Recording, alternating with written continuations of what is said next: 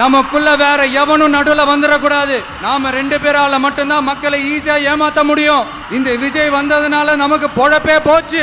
மக்கள் வேற அவனை தான் நம்புறாங்க. நாம வெளியே அடிச்சுக்கிற மாதிரி அடிச்சுக்கிட்டாலும் உள்ள நம்மளுடைய டீலிங் பக்காவா இருக்கணும். மக்களோட ஃபீலிங்ஸை பத்திலாம் நமக்கு கவலை இல்லை. நமக்கு டீலிங் தான் முக்கியம். மாத்தி மாத்தி ஆட்சிக்கு வந்துடலாம்னு நினைச்சோம், ஆனா அது நடக்காது போல் இருக்கு. அதனால நீ என்ன பண்ற?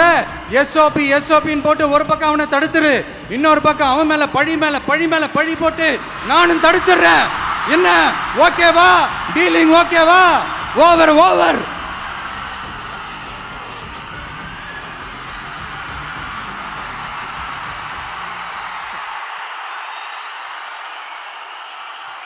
இல்லைங்க, உண்மையிலேயே சிரிக்கிறதா என்ன பண்றதுன்னு எனக்கு தெரியல.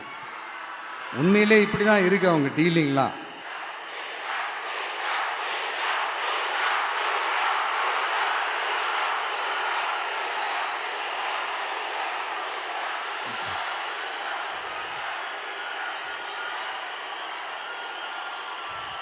இப்படி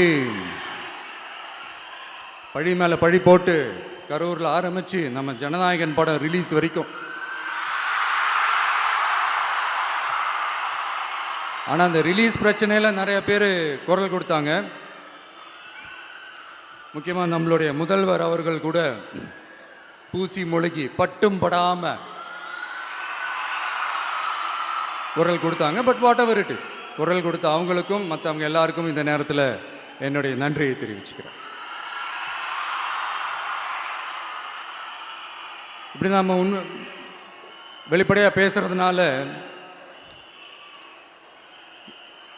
சிஎம் சாரோட மனநிலை இப்போ எப்படி இருக்கும் தெரியுமா? ஏற்கனவே கட்சிக்காரங்க தொல்லை தாங்க முடியல, தூங்க விட மாட்டேறாங்க. இந்த விஜயும் வந்து தூங்க விட மாட்டான். நம்ம பாட்டுக்கு ஹைவேல சைக்கிள்ல சோலாவா போலான்னு நினைச்சோம். இவன் நாடானா மக்கள் சக்தியோட வந்துட்டு இருக்கான். இவன் தான் கேள்வி கேட்கறான்னு பார்த்தா மக்களையும் கேள்வி கேட்க வைக்கிறான்.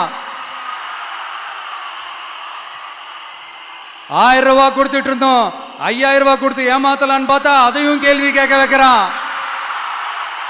விசில் சத்தம் வேற விண்ண முட்டுது. கூட்டணி கட்சிகள் தொல்லை வேற தாங்க முடியல. இவன் பண்ற பிரச்சாரத்தையாத்த முடக்கலான்னு பார்த்தா அப்பவும் மக்கள் அவன் பின்னாடி தான் நிக்கிறாங்க. என்ன பண்றது ஏது பண்றதுன்னு தெரியாத ஒரு மனநிலையில இருப்பாரு. ஆனா சார், நீங்க இந்த விஜயம் முடக்கலாம், ஆனா ஒவ்வொரு வீட்டில் இருக்கிற ஒவ்வொரு விஜயையும் உங்களால முடக்கவே முடியாது.